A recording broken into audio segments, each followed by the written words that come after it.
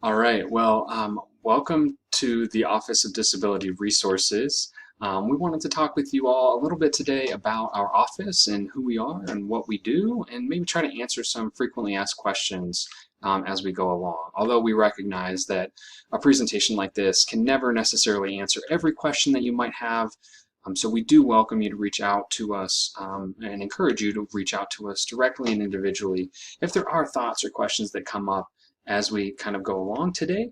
We will have, of course, our contact information at the end of the presentation and look forward to talking with you a little bit more about your specific situation. My name is Alex Eklund. I am the Associate Director here in the Office of Disability Resources.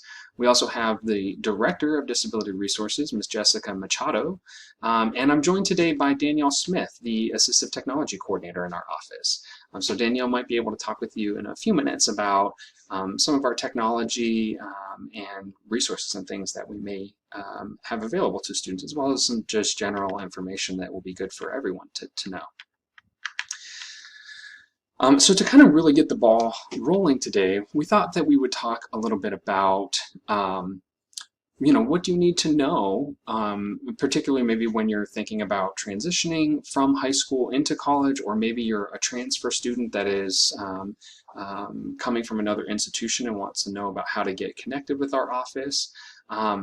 Or maybe you're just an upper class student who is kind of exploring disability status and thinking about getting connected with an office like ours for the first time. This question of, do you disclose or do you not disclose is kind of a big one, and one that a question that we sometimes hear is, am I obligated or required to inform my institution that I have a disability if you have documentation to support that? And the answer really is no. You're not obligated or required to notify, our university, or really, for that matter, any university, that you are a person with a disability. The catch is, of course, though, if you do want accommodations, or you want, specific support, adjustment to housing or other facilities or related services, you do have an obligation and a requirement to get connected with an office like ours and likely provide some documentation to support your request. So this is one of those things that is, it can sometimes be different, particularly if you're coming from high school to a college environment, because your teachers and your support staff may automatically kind of know what it is that they need to do to support you. You probably went through the identification process maybe earlier in your schooling, and maybe you're on an IEP or a 504 or something to that effect.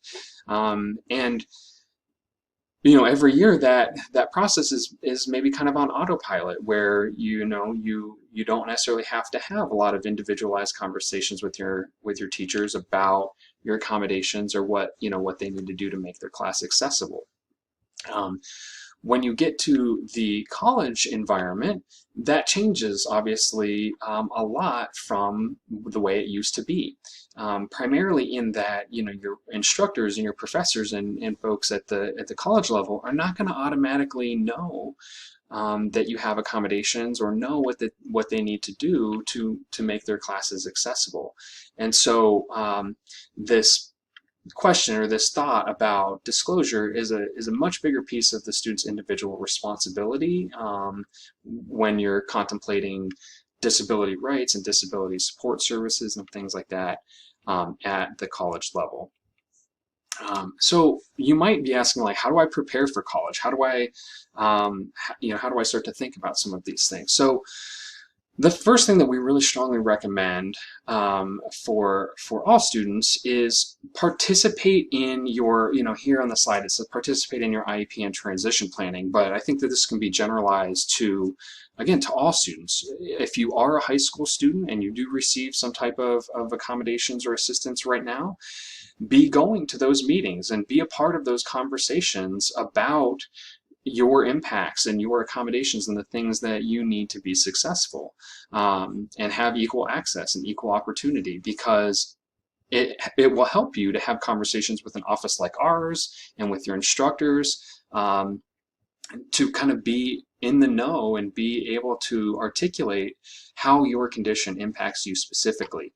Um, again, if you are a transfer student or a student who's just, again, maybe just kind of working through a diagnosis or trying to figure out maybe some impacts that you're experiencing, be part of your conversations with your current disability support services office or with your current care team, therapists, doctors, specialists, those kinds of folks, to understand yourself and your functioning and the things that will help us to approve accommodations and talk through strategies and resources and all kinds of things with you at the college level. So be involved in your functioning, really. Be involved in conversations about your condition and your life, so that as you progress through life and you think more about the independent nature that you're going to have when it comes to managing your academics, as well as your personal life outside of school and work and all of those kinds of things, that you have some of that under your belt. Okay. The other thing that we really recommend is visit colleges and universities. So every situation is going to have different, different resources, potentially different supports, different geographies and characteristics and things that may or may not exacerbate or alleviate certain aspects of your disability. So go around, visit colleges, universities, kind of get a feel for what is the right fit for me. Are there amenities and services and things in the nearby community that I will need, to access maybe outside of school or while in school, to be helpful, and just generally determine like what's the best environment going to be with you. Connect with disability resources offices like ours to learn more about accommodations, our process, and what you may need and or what we're able to provide, so that you can kind of be thinking about those things as early as possible and be prepared when it does come time to transition to maybe the University of Mary Washington or again, maybe college in general. It also can be generally really helpful to be knowledgeable about graduation requirements of the university that you plan to attend. Again, whether or not you're going to be coming to college for the first time or a transfer student, every school, every university may have slightly different general education requirements. And so that will impact things like how many math classes you have to take. What is the second language or the modern language requirement at that school? And how do you, how many of those classes are you going to need to take? So just general kinds of like academic achievements that you're going to need to earn throughout your college education, so you can kind of know going in what that looks like. And then, the last thing, and this is maybe pretty far out there for some of you, but I really can't stress enough that it's never too early to start thinking about the workplace and your end goals as early as possible. And the reason that I say that is just because 4 years seems like a very long time, or 5 years, or however long it may take you to complete your degree may seem like a really long time, but the reality is, in the grand scheme of things, it's a very short period of time and it'll go very quickly. And so I really encourage students to be thinking about the next step. What is the next evolution of my identity as a person with a disability into the future? Because some of the things that you may need to start working on, some of the skills that you may need to develop, will take a good chunk of time to work on. It also may require things like taking advanced tests like the graduate record exam, the GRE, or maybe the LSAT or MCATs or things like that.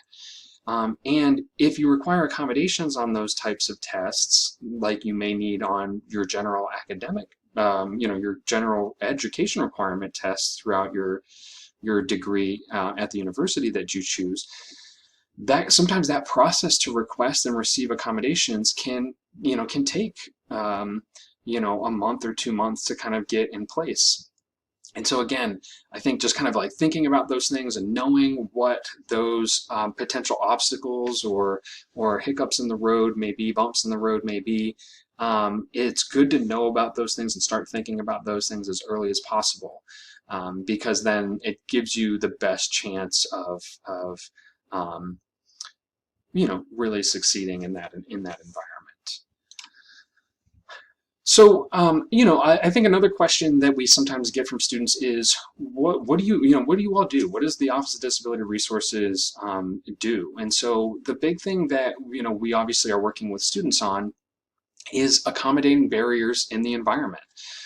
So that may be things in the testing environment, maybe things in the classroom, dining, housing, what have you. And so our office is really one of obviously the biggest pieces of what we do every day is meeting with students, determining their eligibility as individuals with disabilities, students with disabilities, and working with them to establish accommodations to hopefully eliminate or mitigate any barriers that they might experience. So, for testing, common kinds of accommodations or services that we might be able to support include things like extra time on tests, getting a reduced or quiet, reduced distraction or quiet environment for tests, using a computer for essay tests if maybe you have impacts to written expression or just general fine motor skills and things like that. In the classroom, maybe some assistance with note-taking. Maybe you need alternate format or your materials to be in an accessible digital or audio format. Perhaps you're an individual with a hearing impairment and need sign language interpreters or live live captioning, something like that. We also obviously work with students on assistive or adaptive technology if they need any kind of assistance, maybe whether it's through like a enlargement or any other kinds of assistive technology that you might use in high school, or maybe even some things that you've never heard of before that we're able to work with you on. Dining, if you do, think that maybe you need a meal plan exemption, we have a process through which to request that, or to at the very least discuss maybe with our culinary services folks how your how your dietary restrictions may impact your ability to eat in our dining facilities. And of course, for students that maybe have specific housing requests, whether that's particular furniture or characteristics to their room or particular roommate situation, we do have obviously a process for requesting housing accommodations as well. And so both of these links here in this presentation will lead you to some more in-depth and specific questions about those areas that students frequently are requesting accommodation in. But again, I think those last two in particular are areas of accommodation where it's obviously going to be very specific to the individual. So if you have questions, you have things that you'd like to work through with us or talk with us about, I encourage you to reach out to us. But you can kind of at least get a general basic idea of what that looks like by here following these links. And now I will turn it over to Danielle to talk a little bit about the process in general for how to request accommodations at UMW and what our process looks like. Danielle? Thanks, Alex. As Alex mentioned, I'm going to talk a little bit about our office and getting connected with us. First, I would definitely recommend checking out our website. It has information on our registration process, documentation guidelines, our Accommodate portal, and much more.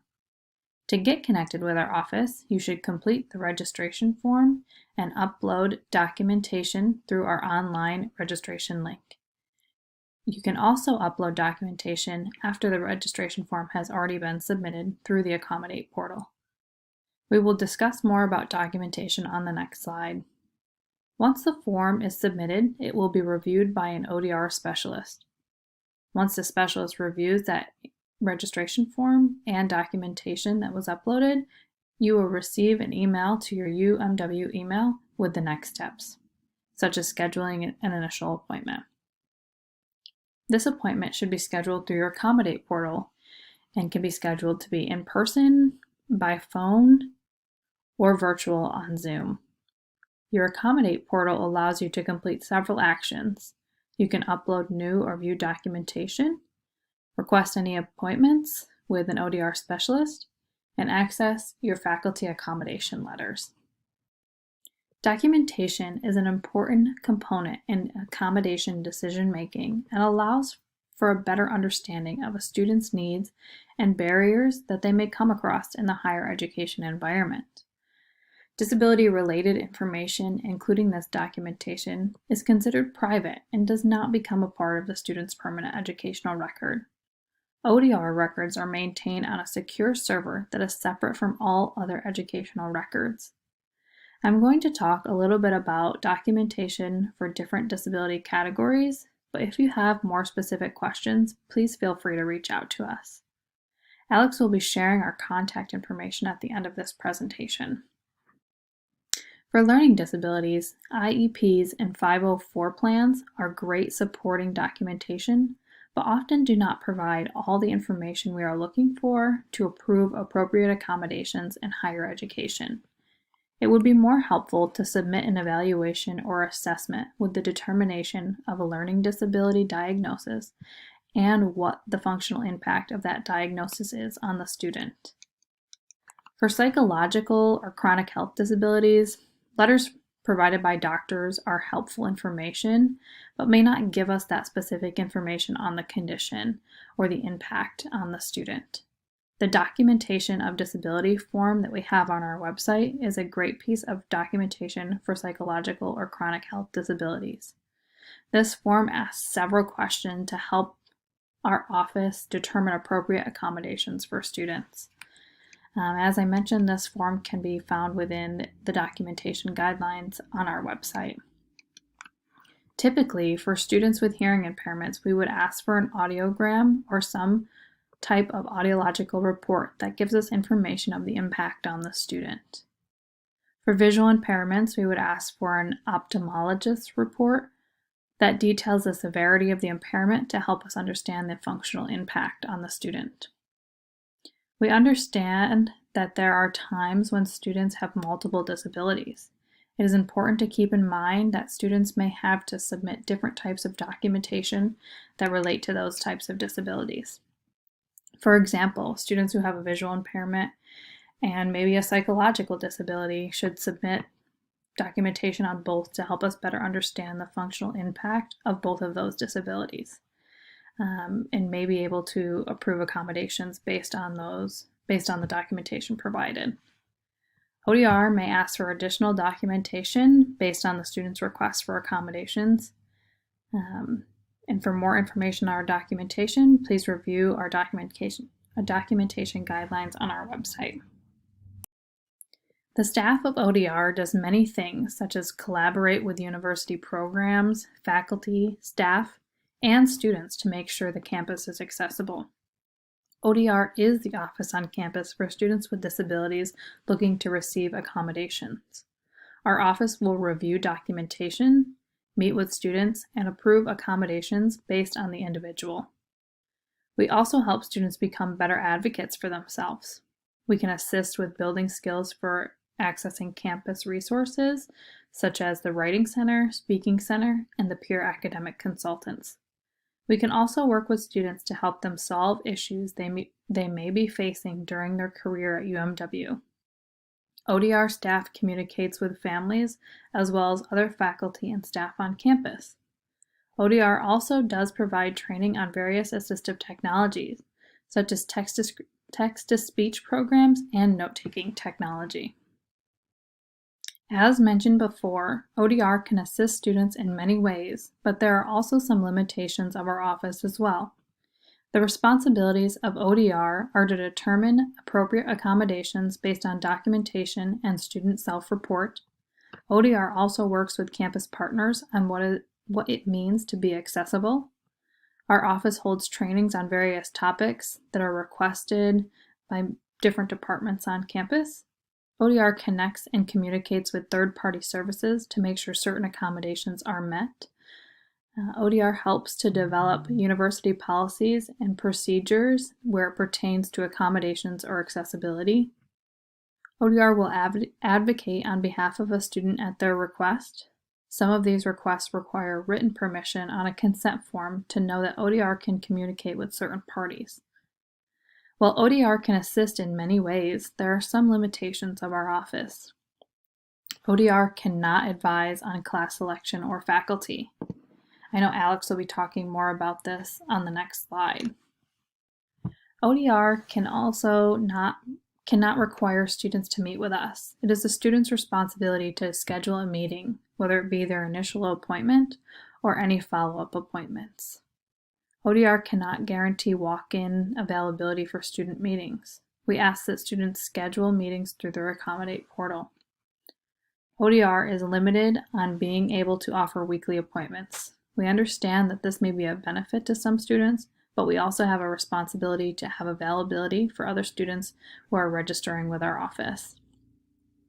ODR cannot provide personal services that include additional tutoring services, peer mentoring, assistance with socialization across campus, or transportation. We are able to recommend campus resources to students in these instances. Now back to Alex with more information. All right, great. Thank you, Danielle. Well, so Danielle spoke a little bit there about the fact that, ODR, one of the limitations of ODR is that we're not able to, really serve as academic advisors or assist in class selection. And so we thought we would maybe say a little bit more about that. So it is important to keep in mind that all students are paired with an academic advisor. But of course, it is a student's responsibility to know what their degree requirements are. We cannot advise students on class selection for the simple reason that we are, so we're kind of in a sort of a niche role of understanding disability and disability impacts. But when you're talking about the specific interaction between or within a specific class or degree requirements or those kinds of things, we're not always going to be the best resource in knowing what classes that you may need to take for a specific major, or what individual requirements will look like within certain classes, or even necessarily the instructors who may be teaching a course in a given semester. So that's why we really try to encourage students to be thinking about how their disability impacts them and what that might mean for their academics, so that they can appropriately share some of that information that they may, whatever they may feel comfortable with their academic advisors and with their faculty advisors and folks like that, so that they can really get some of the guidance and counseling that they might be looking for in that way. Of course, the Office of Disability Resources is here to talk with students about their disability, and if maybe they need help kind of brainstorming or thinking through some of those conversations and what they should share, how they should phrase it, or some of those kinds of things, we can certainly talk students through that, but we just won't be necessarily the experts when it comes to scheduling classes. The first semester is typically the most difficult when you're registering for classes, but you will work with an advisor prior to starting to classes and share any information, again, that you feel may be necessary. So student responsibilities, let's talk about this a little bit. We've touched on some of these things sort of throughout the presentation so far, but it is helpful, I think, to kind of summarize or to recap some of this. So it is the student's responsibility to seek out services from the Office of Disability Resources and follow our policies and procedures for receiving accommodations. So, we talked a little bit about like going through our process, getting connected with our office, utilizing your accommodations in your classes. Those are all things that are student responsibilities. It would be the student's responsibility to schedule meetings early in the semester with faculty members to provide them with your accommodation letter and to discuss your needed reasonable accommodations. You should immediately report to ODR any physical or academic difficulties with accessibility. And that's important because we can't help with things if we don't know what's going on. If we don't know, that there's an issue or that there's potential problems with any of your accommodations. If we don't know about those things, then we can't help. So that's generally going to be really helpful advice, I think. Also helpful or a responsibility of the student to understand what your strengths and weaknesses maybe are. Maintaining ongoing relationships with us. So you can always schedule an appointment with your assigned specialist in our office, whether it's myself or Danielle or Jessica, and talk with us about your concerns and your accommodations. Meet every semester with your academic advisor. So this is something, again, we've talked a little bit or maybe a lot about, is scheduling for classes. And you will be required to meet with your academic advisor every semester, actually, in order to schedule for classes, because you'll have a hold on there. So that's something that will be sort of a routine part of getting ready for the next semester, is checking in with your academic advisor and getting that hold lifted.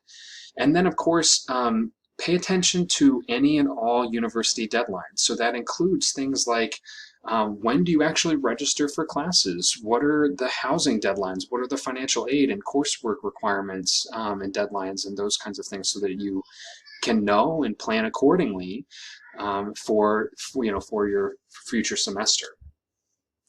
And then again, accessing accommodations, what does that look like?